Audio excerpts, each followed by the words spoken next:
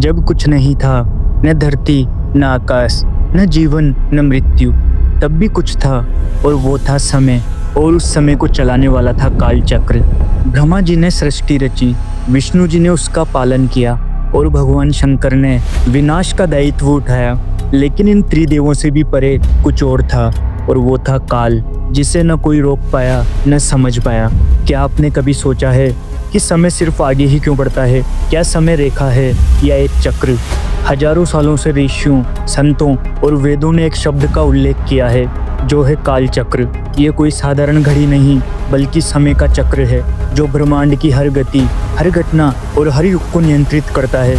हिंदू शास्त्रों के अनुसार समय कभी सीधा नहीं चलता। ये एक व्रत है, एक गोल चक्र जो चारों युगों में बटा है। सतयुग, त्रेता युग, द्वापर युग और कलयुग।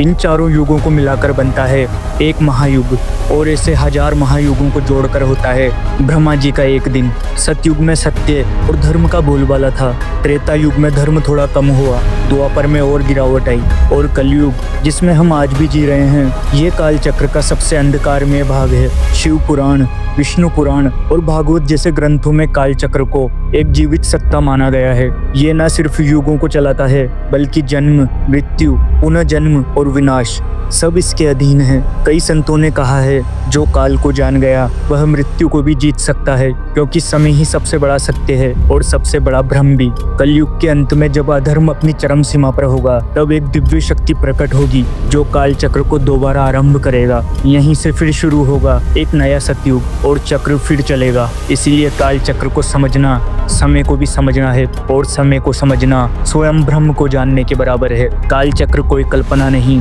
बल्कि ब्रह्मांड की सबसे प्राचीन और सबसे रहस्यमय शक्ति है, जिसे कोई नहीं रोक सकता।